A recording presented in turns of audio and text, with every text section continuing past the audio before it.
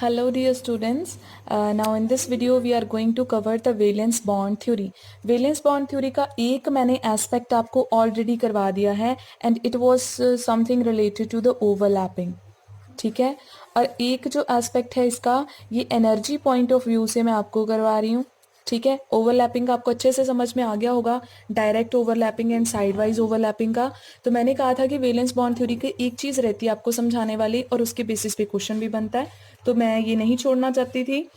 तो energy basis पे आपको यहाँ पे ना बेटा क्वेश्चन आ जाता है हाइड्रोजन मॉलिक्यूल, ठीक है, उसकी फॉर्मेशन और हीलियम मॉलिक्यूल की फॉर्मेशन, इनके बेसिस पे आपको क्वेश्चन करा जाता है. ठीक है, तो मैं एक का करवा रही हूँ, दूसरे का आप खुद करोगे.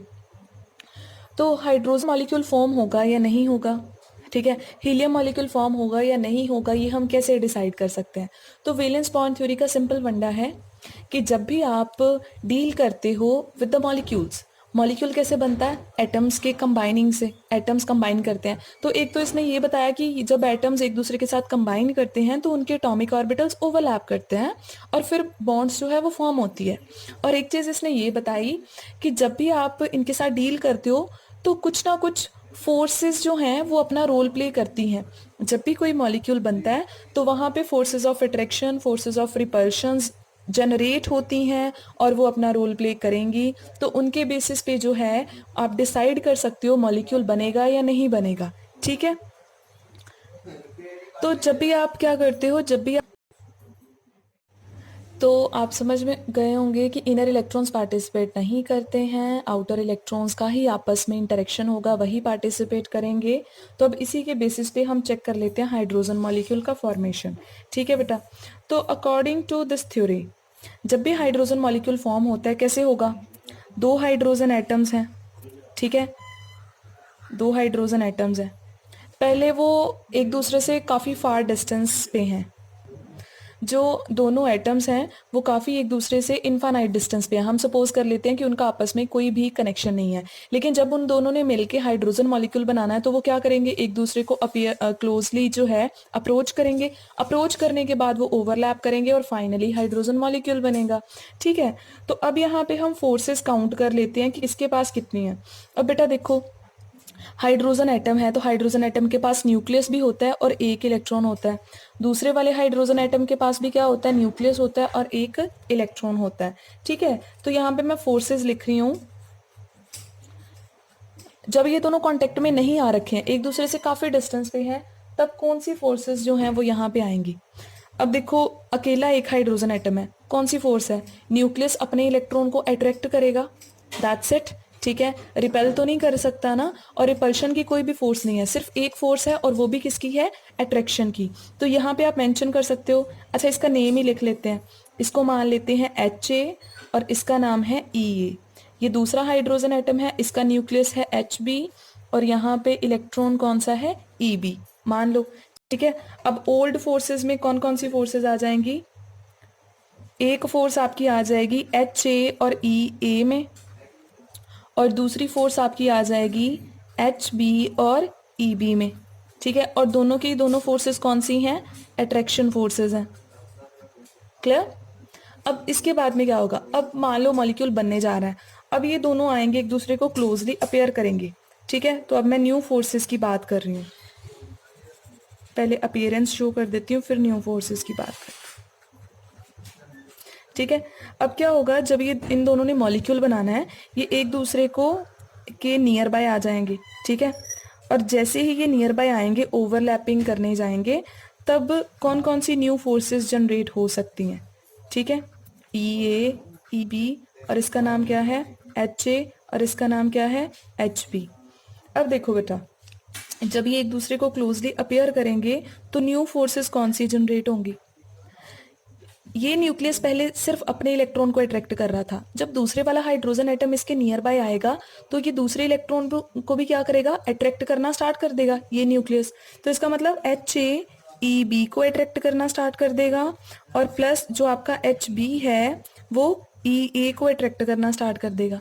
अट्रैक्शन का रोल हो गया प्ले. तो ये आपके पास अट्रैक्टिव फोर्सेस आ गई कि एक का न्यूक्लियस दूसरे के इलेक्ट्रॉन को अट्रैक्ट करना स्टार्ट कर रहे हैं. ठीक है, अब हम बात करते हैं फर्दर क्या हो सकता है.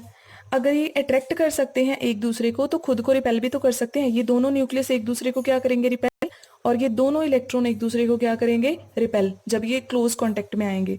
तो इसका मतलब HA और HB एक दूसरे को रिपेल करेंगे, EA और EB एक दूसरे को रिपेल करेंगे।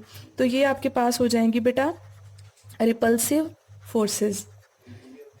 ठीक है, तो इसका मतलब जब आपके पास कोई भी दो एटम्स मॉलिक्यूल बनाने के लिए एक दूसरे को अप्रोच करते हैं तो कुछ न्यू फोर्सेस जनरेट होना स्टार्ट हो जाती हैं, जिनमें से कुछ अट्रैक्शन फोर्सेस होती हैं, कुछ रिपल्सिव फोर्सेस होती हैं।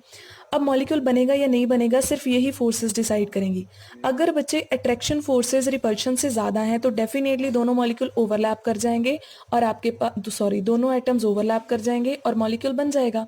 लेकिन अगर इन केस रिपल्शन ज़्यादा हुई, अट्रैक्शन कम हुई, तो वो इतना पास नहीं आएंगे जितना वो दूर जाएंगे, तो डेफिनेटली मॉलिक्यूल कभी भी नहीं बनेगा। ठीक है, अब हाइड्रोजन के केस में क्या चेक करा गया कि जो अट्रैक्टिव फोर्सेस हैं वो रिपल्सिव फोर्सेस से काफ़ी ज़्यादा हैं, तो एज ए रिजल्ट मॉलिक्यूल जो है वो फॉर्म हो जाएगा। ठीक है, जो अट्रैक्शन फोर्सेस हैं वो रिपल्शन फोर्सेस से ज़्यादा हैं, सो H2 जो आपका मॉलिक्यूल है वो क्या हो जाएगा, फॉर्म हो जाएगा। क्लियर? सो ऐसे करके आप डिसाइड कर सकते हो। अब सिमिलरली आपने क्या करना है, आपने हीलियम मॉलिक्यूल का करना है। ठीक है, अच्छा एक मैं आपको ग्राफ थोड़ा सा बता देती हूँ कि एक्चुअल में ये सब जो प्रोसेस है इसको हम कैसे प्रेजेंट कर सकते हैं। तो ग्राफिकली ये चीज़ देखो, this is the distance R and यहाँ पे हम बात कर रहे हैं बेटा पोटेंशियल एनर्जी की। ठीक है, मान लो दोनों एटम्स R यानी कि उनमें डिस्टेंस बहुत ज़्यादा है। जब वो बहुत डिस्टेंस पे होते हैं, ठीक है, तो हम क्या लेट करके चलते हैं कि उनकी जो एनर्जी है वो ऑलमोस्ट क्या है, ज़ीरो है। ठीक है, उसके बाद में क्या होता है, जब वो नियर बाय आना स्टार्ट होते हैं तो जब मॉलिक्यूल बनता है तो उनमें अट्रैक्शन और रिपल्शन दोनों ऑपरेट हो रही होती हैं, लेकिन अट्रैक्शन ज़्यादा होने की वजह से वो क्लोज क्लोज आए जाते हैं। तो जब कोई दो एटम्स एक दूसरे के क्लोज आते जाएंगे तो डेफिनेटली उनमें जो फोर्सेस ऑफ अट्रैक्शन की वजह से वो पास में आएंगे।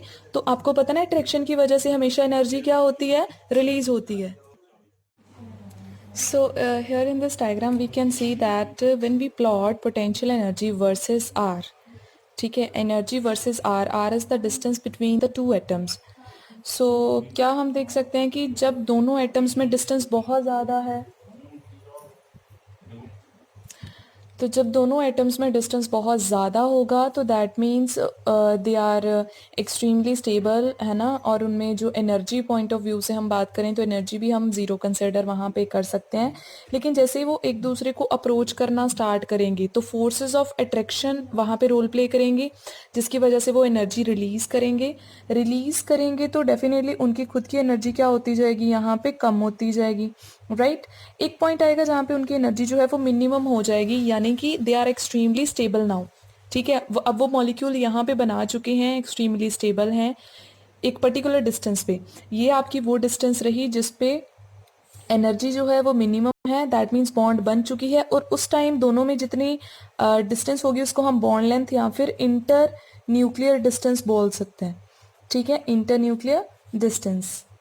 राइट, और अब अगर हम बात करें कि सपोज जब मॉलिक्यूल बन जाता है तो क्या वो फर्दर क्लोजली अपेयर कर सकते हैं। अगर अब वो फर्दर क्लोजली अपेयर करते हैं तो ऑब्जर्वेशन क्या है हमारे पास कि वो एक दूसरे को, उनमें रिपल्शन फोर्सेस ज़्यादा हो जाती हैं as compare to attractive forces. तो रिपल्शन फोर्सेस सडनली वो राइज करना स्टार्ट कर देती हैं और उनकी जो एनर्जी है वो इंक्रीज करेगी और फाइनली जो है कर्व ऐसे जाएगा। ठीक है, एनर्जी बहुत ज़्यादा इंक्रीज करेगी। तो दैट मीन्स सबसे ज़्यादा स्टेबल स्टेट यहीं पे है जब उन पे मिनिमम डिस्टेंस है, that distance is known as the internuclear distance. इससे पहले भी वो इतने स्टेबल नहीं थे और बाद में उनकी अनस्टेबिलिटी फर्दर राइज हो रही है। ठीक है, तो ये थोड़ा डायग्राम पॉइंट ऑफ व्यू से आपने याद रखना है। और अब आपने जो क्वेश्चन है खुद जो करना है, that is helium molecule does not exist. हमें पता है हीलियम अपना मॉलिक्यूल नहीं बनाता। The helium molecule valence bond theory के बेसिस पे इसको एक्सप्लेन करना है।